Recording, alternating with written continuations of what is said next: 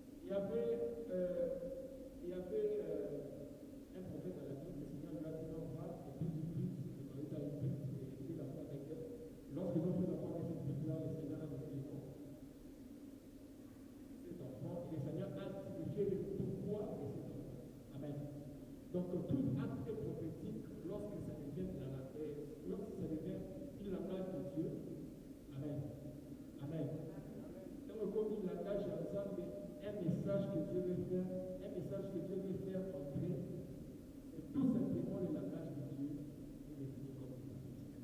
Sinon, le week-end, vous allez dire que non, les prophétiques, nous ne voulons pas rester là. Tu veux dire que non, je ne le fais pas du langage de Dieu. On la parole de Dieu nous dit, un peuple sans révélation, c'est un peuple sans foi. Amen. Imaginez si aujourd'hui, le diable bloquait tout le monde. Tout le monde. Personne ne puisse voir, personne ne puisse entendre. Regardez comment le monde est là. Parce que pour que même cet homme de Dieu, cet évangéliste qui prie, pour qu'il parte même faire des croisades, il faut que Dieu puisse le dire. Il va faire des croisades. Telle chose, pour que tu puisses récolter des âmes. Et maintenant, imaginez maintenant, le diable vient détruire cette pensée, détruire ces mouvements. Or, les prophétiques, l'émergence prophétique, comme nous venons de le lire, c'est un moment, soit quelque chose, un instrument indicatif du temps de la vie. Dieu a dit à Joël, dans le dernier jour, dit Dieu, Amen, je répandrai de mon esprit sur toute chair. Vos fils et vos filles prophétiseront. Dans ma version Thompson, ma Bible Thompson, que j'ai à la maison, cette phrase, on dit que vos fils et vos filles parleront en prophète. Amen, bien-aimé. Amen. Parleront en prophète. Partout là, on est que prophétiseront, c'est parleront en prophète. Or, la dispensation de l'émergence du prophétique, c'est tout simplement un langage, soit l'instrument, soit le signe qui montre à ce que, en ce moment que nous sommes arrivés, c'est un temps de la fin. Le temps de la fin est caractérisé par quoi? Par beaucoup de catastrophes, mais aussi par la dispensation de l'émergence du prophétique. Amen, bien-aimé. Amen. Si je regarde beaucoup de caméras, parce que dans ma tête, je considère qu'il y a des gens qui me suivent, voilà pourquoi je regarde trop. C'est-à-dire qu'il y a la dispensation de l'émergence des hommes de Dieu, des enfants de Dieu. Je prends deux choses. Peut-être une fois, Dieu voulait prendre la responsabilité qu'avait Moïse pour dispatcher dans 70 personnes. Et parmi ces 70 personnes, il y avait 2 personnes qui n'étaient pas là le jour que le Seigneur, dans le lieu que le Seigneur répandait son esprit, l'esprit qu'il avait tiré de Moïse, bien sûr, mais ces personnes étaient au champ. Et elle s'appelle Eldad et l'autre s'appelle Medab. Ces 2 personnes étaient au champ. Amen, bien-aimé. Et lorsque Dieu a dispensé son esprit, Dieu a distribué de l'esprit qu'avait Moïse, ces 2 personnes étaient parmi les personnes qui étaient inscrites à la liste de ces personnes qui devaient recevoir l'esprit. Amen, bien-aimé. Mais ces personnes, 68 personnes présentes, les 2 autres personnes étaient dans les champs.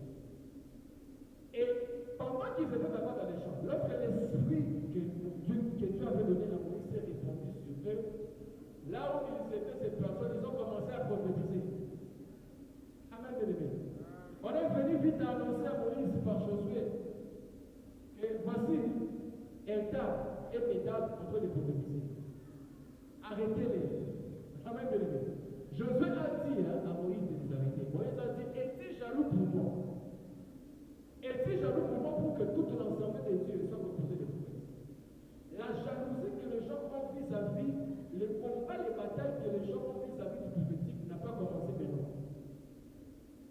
Amen, bien-aimé. N'a pas commencé maintenant. Regardez ici, dans Nombre chapitre 11, verset 21. Ça nous montre clair et net comment Josué est venu demander à Moïse qu'on puisse arrêter ces personnes qui étaient en train de prophétiser. Quelqu'un va vous dire que non, prophétiser, c'est la parole de Dieu, prêcher la Bible. Oui, bien sûr, nous croyons. C'est évangélique de manière conventionnelle. Nous le croyons, oui. Mais aussi parler aussi des choses aussi qui est cachées. Des choses aussi qui n'est pas connues. Des choses aussi que les gens ne peuvent même pas comprendre. La personne comme Daniel. Le roi a fait lui-même. Le roi a songé. Il a rêvé. Mais il a demandé à tous ces sages de me révéler les songes. Rappelez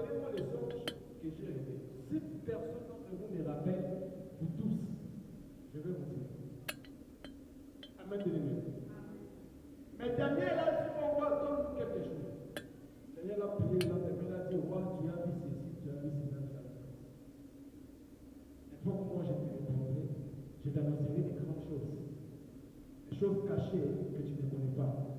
Amen, bien-aimé. Des choses cachées que tu ne connais pas là, comme ce passage ici, comme moi, je te répondrai. Je t'annoncerai des choses cachées que tu ne connais pas. Ça te parle d'une manière d'abord personnelle. Là, ce n'est pas du plan Matthieu chapitre 7, demandant vous donnera. Non. Là, c'est prier, invoque-moi Dieu, je vais te répondre et je vais t'annoncer de grandes choses. Bilok est invité. Alors, si Dieu va t'annoncer de grandes choses, cela va se passer dans quel domaine? Cela va se passer dans le domaine prophétique. Amen, béni. Voilà pourquoi vous allez voir, vous partez quelque part, prier pour quelqu'un. Vous priez, allez, la prophétie sort. Dieu commence à parler. Celui qui a les dons prophètes, Dieu dit comme ça. Dites-moi, la chose là, vous ne pouvez pas les chercher dans la Bible et les trouver. Peut-être si cette personne, il a vu le combat vis-à-vis aux études, tu ne vas pas me trouver un verset biblique qui va parler de lui personnellement. Non. C'est ça même de l'autre considéré. Mais il y a des messages particuliers vis-à-vis de la personne. C'est comme maintenant le frère qui est ici devant nous. Il a besoin peut-être d'aller quelque part. Il demande à Dieu, où est-ce que je vais aller? Que je parte aux États-Unis, soit je pars au Canada. Amen. Ce n'est pas nécessaire de prendre la Bible de nous dire que bon, Jésus arriva à Capernaum. Non. Canada, ce n'est pas écrit là-dedans. Amen. L'Amérique n'est pas écrit là-dedans. Donc la personne a besoin d'une révélation. Amen. Il a besoin du réma. Pas de logos. Il a besoin du réma. Il a besoin que Dieu puisse exprimer son langage vis-à-vis de lui. Pour qu'il puisse savoir s'il va aller à gauche ou s'il va aller à droite. Amen, bien-aimé. Amen. L'importance du prophétique. Job chapitre 33, verset 14. Nous sommes dans un moment de séminaire. Job chapitre 33, verset 14. Si je vais expliquer beaucoup de choses. Job chapitre 33, si j'arrive, on va lire ensemble, je ne suis pas encore arrivé. Job chapitre 33, à partir du 14e verset. Il va. Dieu parle cependant tantôt d'une manière. Amen. Ici on dit quoi? Dieu parle cependant tantôt d'une manière, tantôt d'une autre. Et l'on n'y prend point garde. Job chapitre 33, verset 14 à 16. Il parle par des songes, par des visions nocturnes, quand les hommes sont livrés à un profond sommeil, quand ils sont endormis sur leur couche. Alors il leur donne des avertissements et met les sauve à ses instructions. Nous mettons d'abord plus. Elle me dit que cependant, Dieu parle de quoi? Là, on parle de l'importance du prophétique. Cependant, Dieu parle tantôt d'une manière, tantôt d'une autre. Amen, bien-aimé. Quand on dit tantôt d'une manière, c'est-à-dire que pour une personne, Dieu peut lui parler seulement au travers de la Bible. Amen. Il a un problème, il ouvre quelque part et Dieu lui dit, ne vous inquiétez de rien. Dieu lui a parlé. Amen, bien-aimé. Il peut qu'elle est là, il voit un enfant, un petit enfant venir. Il ne chiffre pas. Et l'enfant prie. Celui qui est sensible aux choses de l'esprit, au prophétique, il peut comprendre que ça, c'est la grâce de Dieu. Je vais vous dire quelque chose. Depuis 2017, je suis au culte matinal chaque jour à 5 heures. Chaque jour, comme elle est, à 5 heures, culte matinal. Il y a des jours où Dieu me réveille à travers les souris. Amen. Amen. Je peux que je suis là. Et même quand je mettais même les moustiquaires, à l'époque, même quand je mettais les moustiquaires, au moment où on bouffe, tu verras les souris viennent et il était mort. Amen. Tu te réveilles, quand tu te réveilles, tu regardes comme ça, l'air comme ça, 5h30. Quand le culte matin commence à 5h30. Pouf, 5h30. Directement, sans même bosser, directement je me lève, je commence à prier. C'est ça, tantôt d'une autre. Amen. Ne pense pas que Dieu te parlera seulement de la même manière. Et lui pensait que Dieu va lui parler dans le vent. Et lui pensait que Dieu va lui parler dans le tremblement des terres. Mais la Bible nous dit ceci qu'après toutes ces choses, il y invente tout. Et c'est par là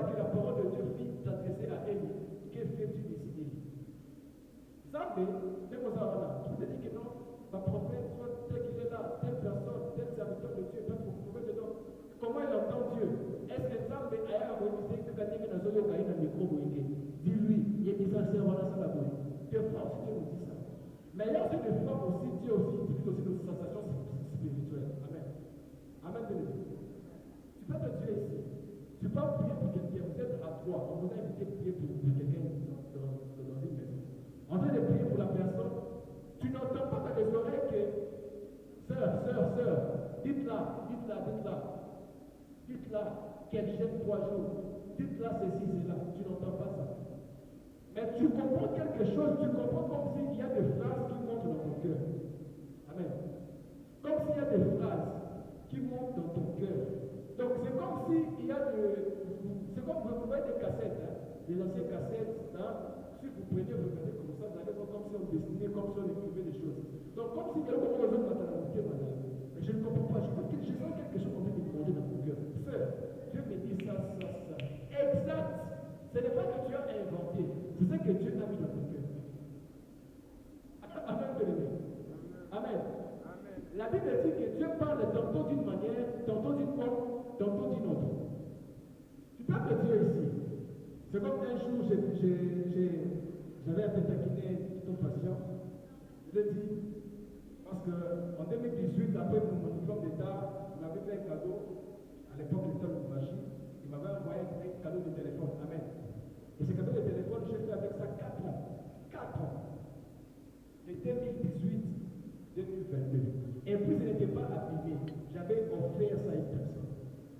4 ans. Même pile, même chargeur. Amen. 4 ans. Maintenant, je lui ai dit, ton patient. Oui, amen. En français, vous me suivez. Ton patient. Tu vas tuer ton peuple. Et là, il était un peu silencieux. Il m'a dit, tu sens que quelqu'un, toi, tu lui as parlé comme si tu blagues. Mais lui, il a compris comme si c'est la langage de Dieu qui est caché. Amen, bien-aimé. Amen. Il m'a dit, mais pourquoi j'ai dit que avant tu faisais des dons dans les choses de Dieu, tu donnais les serviteurs de Dieu des téléphones, de l'argent, tu envoyais tout ça. Pourquoi aujourd'hui Dieu est comme ça? Moi, j'ai blagué. Mais tout en ignorant que ça peut être un langage de Dieu, que Dieu est en train de parler aux frères patients, à l'évangéliste patient, sans les savoir. Amen, bien-aimé. Sans les savoir. Voilà pourquoi il nous dit que Dieu nous parle tantôt d'une manière, tantôt d'une autre. Dieu ne te dira pas seulement, écoute, ma fille, fais ceci, fais cela. Non. Dieu peut envoyer un petit enfant. En fait, seulement de blaguer.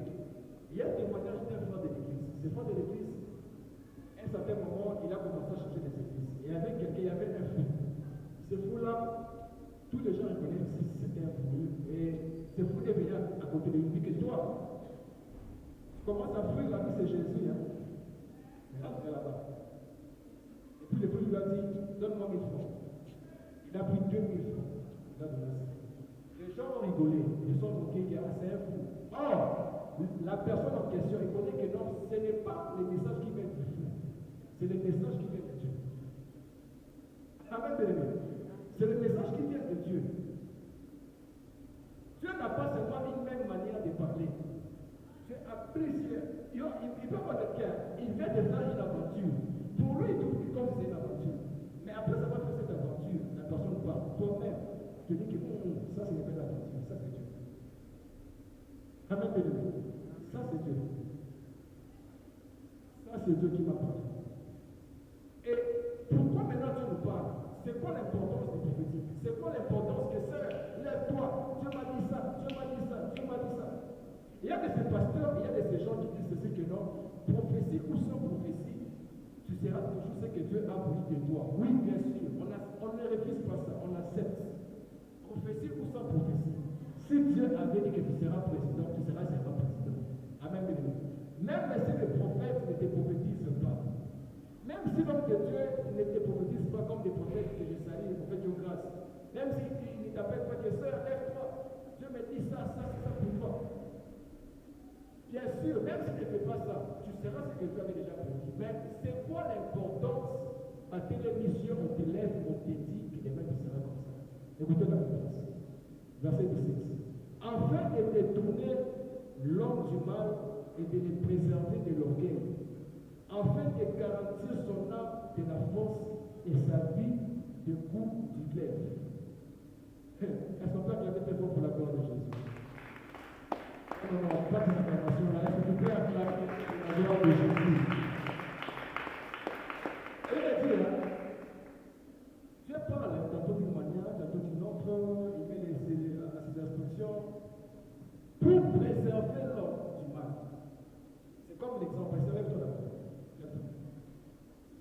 à la sœur, sœur, je suis en train de te voir, c'est l'exemple, c'est pas précis. Sœur, je te vois, le Seigneur me dit que demain tu seras vraiment une très grande femme d'affaires. Demain tu auras un capital de millions. Amen. Même si je ne dis pas ça, la sœur le sera toujours. Parce que c'était dans le plan de Dieu. Non. Là même notre direct, je ne sais pas, on va faire comment. Je vais m'excuser, le courant est parti. Je ne serai pas allumé les torches. Là, les terres de combat, je ne sais pas si le direct va passer comment. Est-ce que tu vas acclamer pour la gloire de Jésus? Acclame.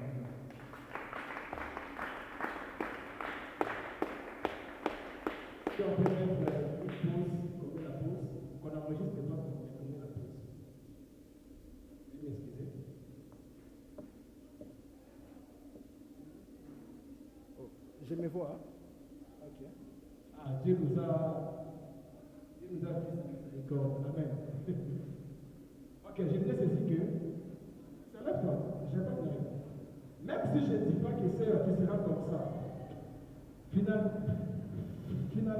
cette sœur deviendra toujours femme d'affaires. Mais pourquoi la prophétie va intervenir? La prophétie va intervenir pour préserver la sœur de l'orgueil. Amen. Imaginez que Dieu avait déjà dit à la sœur qu'elle sera votre premier ministre. Et demain, elle devient premier ministre. Même si elle fera de l'orgueil, mais ce ne sera pas à ce niveau-là. Pourquoi? Parce que la Bible nous dit que Dieu parle pour préserver l'homme de l'orgueil. Ils ne sont pas classés plus fort pour la gloire de Dieu. Pour préserver l'homme de l'orgueil. Pourquoi ça veut dire que non, vous avec vos prophètes là, avec vos prophéties là, que non, oh j'entends Dieu me dit tu seras ceci, tu seras cela. Même s'il ne prophétise pas, tu deviendras toujours comme Dieu veut. La personne là, il ne ment pas. C'est moi qui il est ignorant. Il est ignorant parce que Dieu dit ceci que Dieu nous parle pour préserver l'homme de l'orgueil. Amen, bien-aimé. Il va te dire qui tu seras demain, c'est pour te préserver de l'orgueil. Entre autres, en Lingala, à Koé Misayo, il faut qu'on l'homme, il peut dire, allô, c'est quelqu'un qui comprend bien. Il dit aussi qu'il donne les instructions. Il met les sons à ses instructions. Les sons, c'est quoi? C'est les cachets. Or, pour frapper un cachet dans un document, il faut les relire et être conscient que ce que tu veux signer, les cachets que tu veux donner, exactement c'est ça. Tu vas aller quelque part, on te dit que yo kaka. Ma prophétie là, on va prophétie mon on va appeler ça quand même. Ok, photo, on s'en a boué, on s'en a boué. Vous allez faire la montée. Ok, je suis manifestant pourquoi? Et là, voici un amour. Non, non, Dieu nous dit que pour mettre les sceaux à cette instruction, c'est-à-dire pour répéter ce que Dieu va répéter. Lorsque Dieu répète, il met les sceaux à cette instruction. Amen, bien-aimé. Ça n'est pas beaucoup de personnes qui ne comprennent pas. Et ils sont là. Est-ce qu'on peut lire Amos? Nous sommes Amos. Vous qui nous suivez, vous pouvez prendre Amos. Amos chapitre. Si j'arrive, je vous donne directement. C'est très important, bien aimé, de comprendre c'est quoi le langage de Dieu. Amos chapitre 2, le verset 11. Moi qui écrit Amos chapitre 2, le verset 11. Lisons au nom du Seigneur. J'ai suscité parmi vos fils des prophètes et parmi vos jeunes hommes des Naziréens. N'ont-ils pas ainsi, enfants d'Israël, dit l'Éternel? Amos chapitre 2, verset 11. Et vous avez fait boire du vin aux Naziréens et aux prophètes, vous avez donné cet ordre, ne prophétisez pas. Voici, je vous écraserai comme foule la terre et charroi chargé de gerbes. Celui qui est agile ne pourra fuir, celui qui a de la force ne pourra s'en servir. Et l'homme vaillant ne sauvera pas sa vie. Allez continuer. La Bible dit ceci, c'est Dieu qui parle. Dieu s'adressait aux parents, Dieu s'adressait aux responsables. Il a dit ceci que j'ai suscité parmi vos fils des prophètes. Amen, bien-aimé. Et parmi vos jeunes gens, des Nazériens. Qui est Nazérien? Un Nazérien, c'est quelqu'un qui était consacré à Dieu. Il peut dire que pendant 3 mois, je ne vais pas couper les cheveux, je ne vais pas prendre l'alcool. Même s'il est marié, il n'ira pas vers sa femme. Parce que c'est quelque chose qui demande prison. Amen. Il a dit ceci que, au Nazérien, comme Mélisse, il va commencer dans la casse. Et aux prophètes, vous les avez donné comme ordre, ne prophétisez pas. Donc, j'ai suscité parmi vous des prophètes, mais vous venez avec l'esprit de leur faire taire, de leur dire de ne pas prophétiser. Et à cause de ça, moi Dieu, je vais vous frapper. Écoutez, lorsque vous lisez Jérémie, il y a de cela 2 semaines, j'ai fini à lire Jérémie pour la 4e fois. Parce que moi, des livres prophétiques, je lis sous l'inspiration divine. Dieu m'a dit non, lis Ézéchiel. Le jour que j'ai lu Ézéchiel, les yeux se sont ouverts. Et puis Dieu m'a dit non, relis encore Jérémie. Le jour où j'ai relu encore Jérémie, j'ai compris que quiconque s'opposait au mouvement prophétique, ces personnes-là ont été malades. Amen. Sous la maman, je vais acclamer. Vous allez voir quelqu'un et vous dites que non, on n'a pas besoin de ces mouvements-là. Écoutez, le mouvement prophétique, c'est un mouvement qui a traversé les âges. La Bible est claire. Dieu parle cependant tantôt d'une manière, tantôt d'une autre. La Bible est encore claire en disant ceci que je les enverrai les apôtres et les prophètes. Ils tueront les uns et persécuteront les autres. Alors dites-moi, si le Seigneur va envoyer ces 2 types de personnes qui sont représentées aussi dans la Bible comme les 10 témoins, et la Bible dit ceci que non, ils vont tuer les autres, ils vont lapider aussi les autres. Allez-y comprendre le combat, les batailles. Écoutez, si tu es là, si tu es appelé même avant les temps de la prophétie, pas les mystères, même les temps de la prophétie, laisse-moi te dire, tu auras les combats, tu auras les batailles vis-à-vis de ces dons-là. Diable a conduit Caroté. Amen. Diable a conduit. Il y avait une sœur à l'église. Je dis une sœur.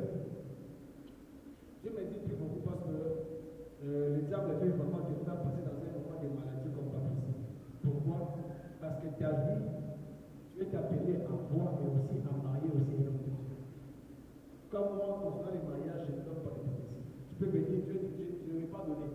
Parce que beaucoup des serviteurs de Dieu ont abîmé nos réputations. Ils nous prêchent dans les églises en disant ceci que non, vous allez partir, on ne se marie pas par prophétie, comme ça, comme ça. Oui, alors à cause de ça, maintenant on se réserve.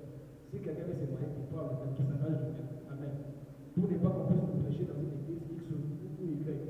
Alors, ça veut dire que j'ai dit à cette sœur-là que prie beaucoup. Après quelques temps, la sœur commence à tomber vraiment malade. Malade. Pourquoi? Parce que le diable connaît que ce que Dieu a mis dans cette sœur ici, si je laisse ça comme ça, ces choses vont commencer à dévoiler les secrets. C'est lui à qui Dieu révèle les choses, qui a le don, qui a la grâce, qui a le ministère, qui a l'atmosphère prophétique, parce qu'on peut opérer avec les dons, on peut opérer avec le ministère, on peut opérer avec l'atmosphère, on peut opérer aussi avec aussi la grâce. La personne qui a ces choses ici, qui manifeste le prophétique en lui, le diable a petit caillou qui vient dire. Il voudra toujours parce que tu es comme un service de renseignement pour une armée. Élisée était un service de renseignement pour son armée. À chaque fois où Ben-Hadad voulait attaquer l'Israël, Élisée allait informer à Akab, hâte-toi de descendre dans tel camp, place tes soldats dans tel camp, parce que les Syriens veulent venir attaquer. Et la Bible nous dit que ce n'est pas 2 ou 3 fois, plusieurs fois. Amen. Au tel point que même le roi s'est décidé d'envoyer les militaires pour aller arrêter Élisée. Imaginez l'idée que tu es là. Si Dieu t'utilise beaucoup pour ta famille, les diables vont t'envoyer aussi la sorcellerie pour te combattre. Tu es dans votre église. Tu es parmi des personnes où on dit qu'en tout cas, on ne peut pas prier sans la sœur terre. On ne peut pas prier sans le frère terre. Pourquoi? Parce que telle sœur-là, c'est quelqu'un qui, si on est avec lui, on lui parle de cette chose. Les diables, à sa chasse, ils vous donnent toujours les déstabiliser. Et le combat des personnes qui manifestent le langage de Dieu, c'est quoi? C'est des pensées, des problèmes, pour étouffer le cœur, afin que le cœur ne soit pas disposé à entendre ces mots. Amen. Amen. Je vais vous donner mon expérience.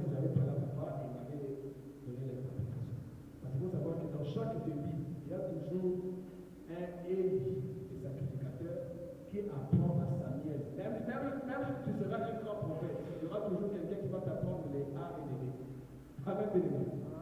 J'étais dans ma chambre, tout d'un coup, j'ai entendu du bruit.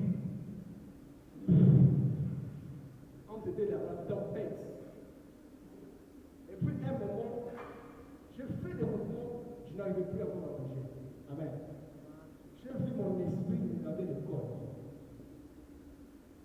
Je me voyais comme ça au corps. Amen. Et dans ce corps-là, je faisais des mouvements, rien. Je regardais comme ça le corps.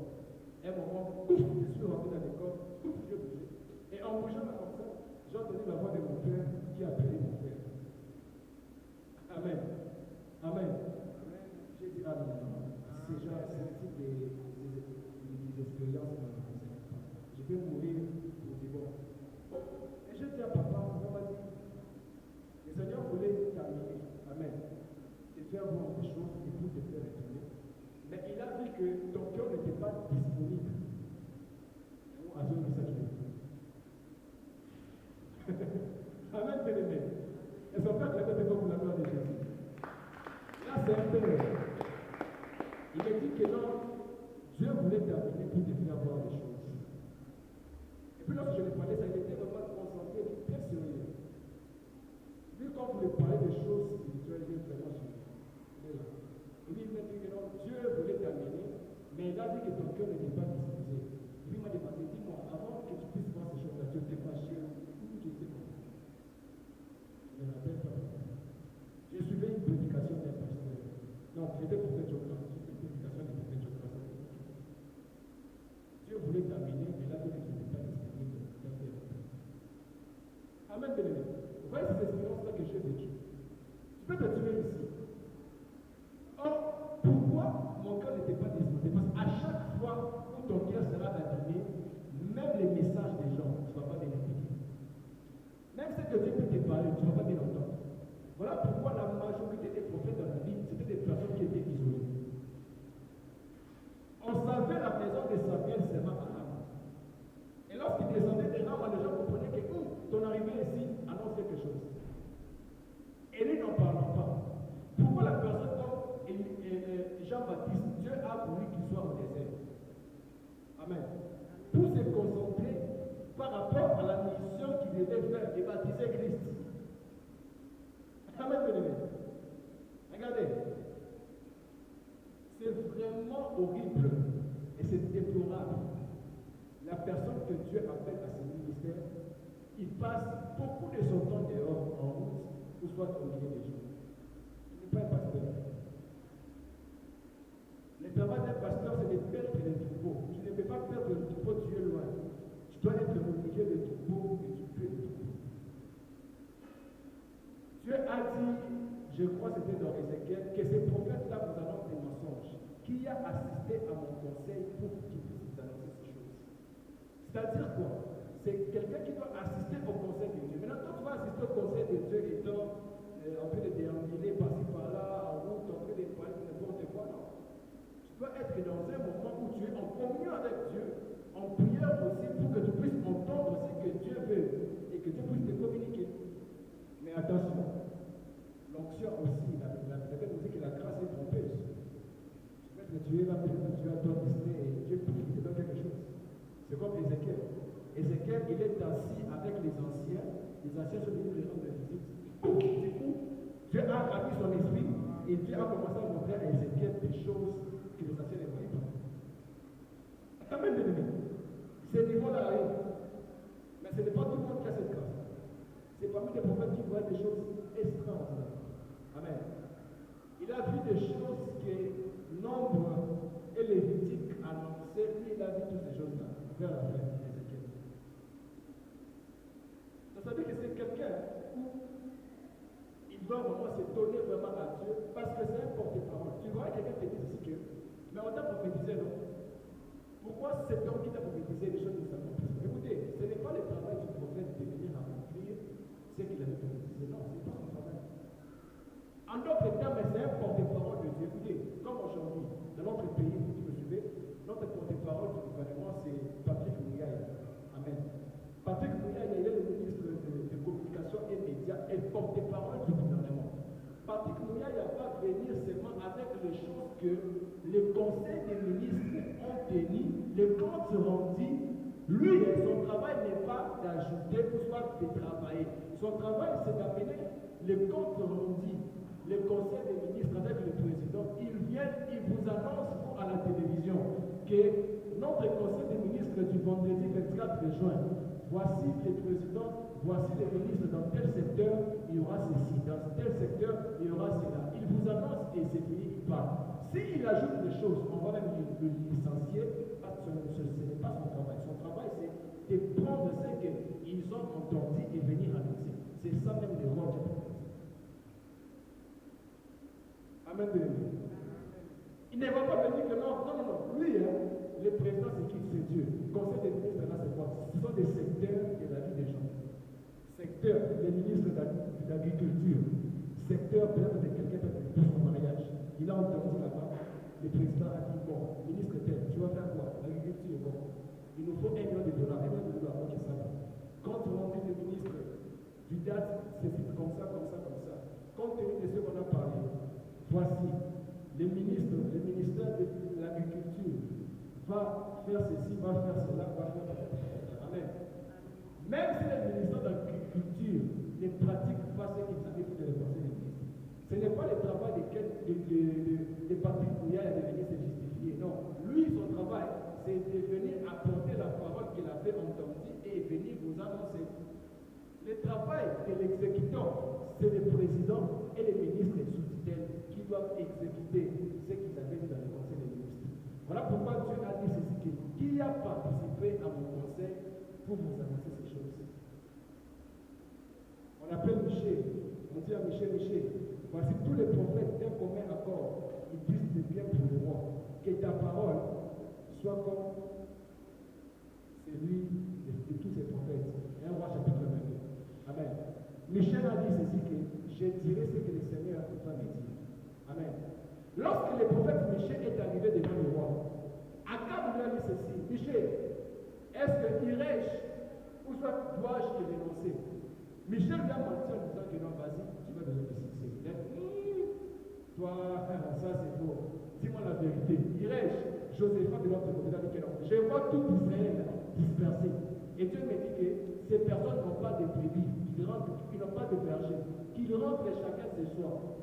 Akab a dit à son homologue Joséphat, tu vois, je te disais quoi? Il me dit rien de bon. Tout ce qu'il me dit, c'est seulement des choses mauvaises. Mais toi, tu veux qu'on puisse te dire quoi?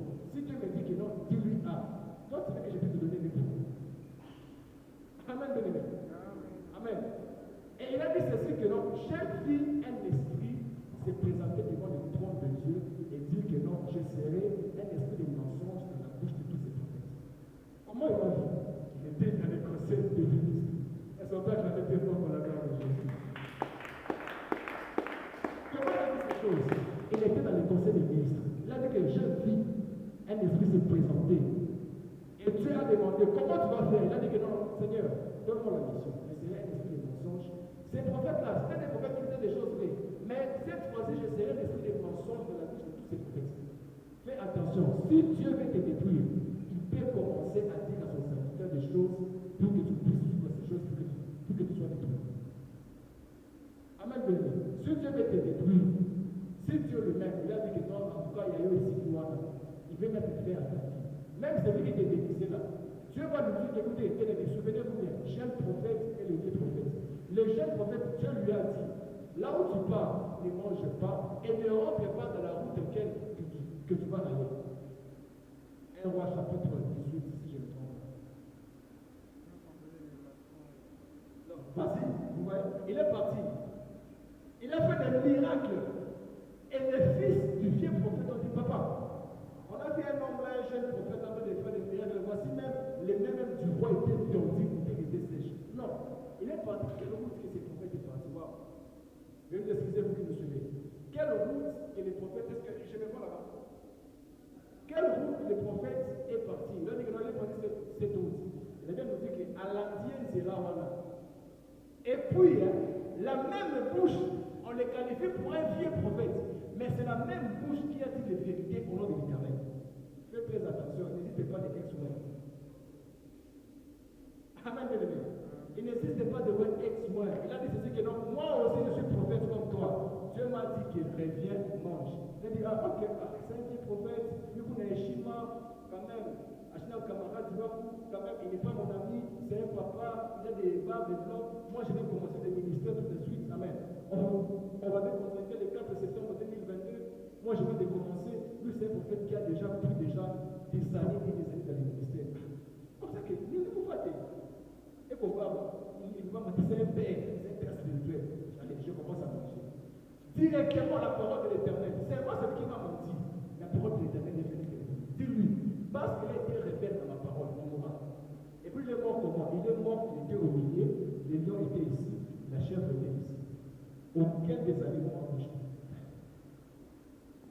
Pour la personne qui a désobéi à l'ordre de Dieu, laisse-moi te dire, toi qui me suis serviteur, servant de Dieu, dans ce que Dieu t'avait dit, reste dans ces choses.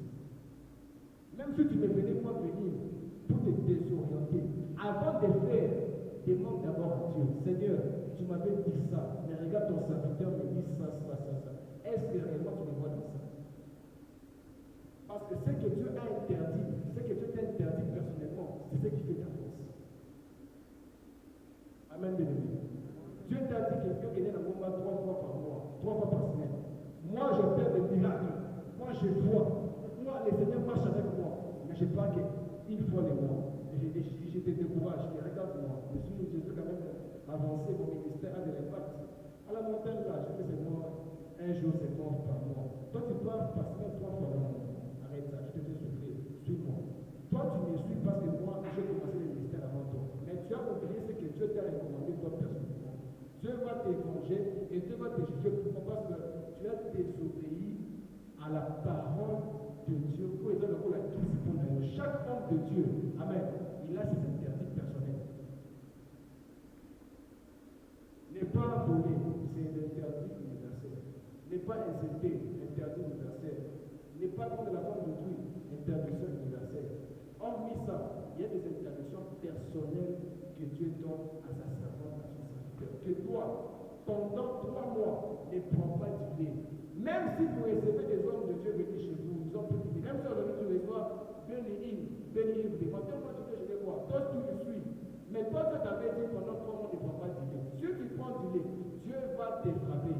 Pourquoi tu deviens désobéissant à Dieu au détriment des hommes?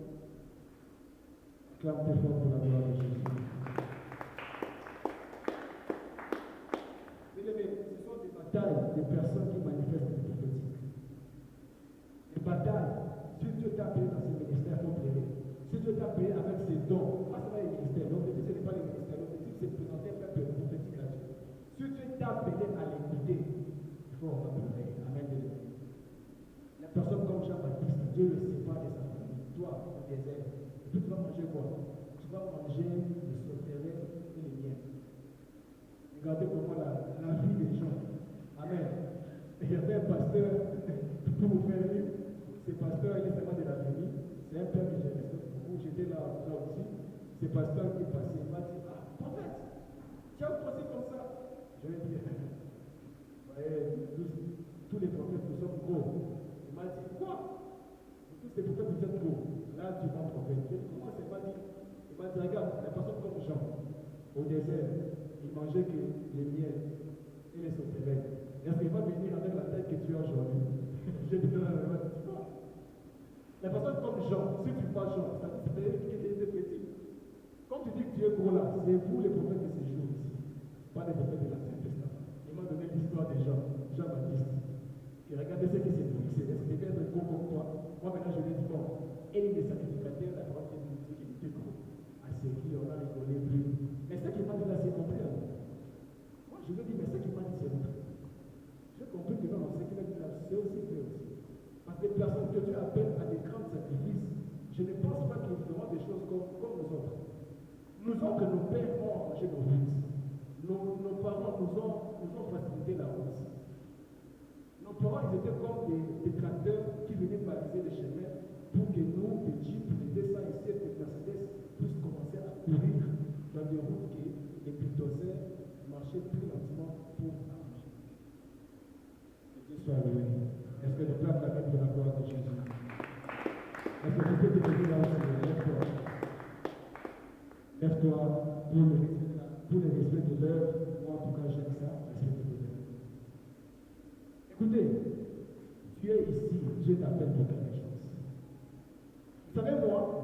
Dieu m'a dit de faire. Utilise toutes tes prédications parce que moi, Dieu, je vais préparer un peuple. Ici, on peut être au nombre de ce que nous voyons ici. Mais il y a beaucoup de personnes qui vont nous suivre ici. Amen. Il y a de ces gens, des fois je suis vers l'élève. Je dis que tu étais dans telle chose là. Ah, moi j'étais là. Amen. Comme récemment, moi je viens de voir encore l'élève. Ces élèves-là, c'était des 24 heures non-stop. Génération Joël. Amen. Il y avait des prophètes, des héritiers, c'est ça. Et j'ai vu aussi, des fois, Samuel aussi était là. Avec la vie ici, là, de Orange, je crois. J'ai vu l'élève.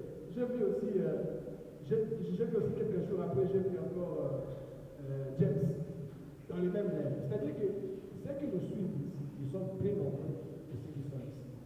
Amen, bien-aimé. Voilà pourquoi quand je ne prêche pas pour ceux qui sont ici, mais je prêche pour vous tous, vous allez me suivre après 2 jours, après 4 ans, après 5 ans. Comprenez que Dieu, dans ce temps, il est un peuple primitif. Là où tu es, je voudrais qu'une personne puisse prier. Prie sérieusement, dis à Dieu, Seigneur, je suis une base. Je suis là, je suis disposé à t'écouter. Je suis disposé à entendre de toi. Je suis disposé que tu puisses me parler. Je suis disposé que tu puisses me rendre prophétique. Je suis disposé que je puisse écouter ta parole. Commence à prier au nom de Jésus. Commence à prier. Prie au nom de Jésus. Dis à Dieu que Dieu est disposé.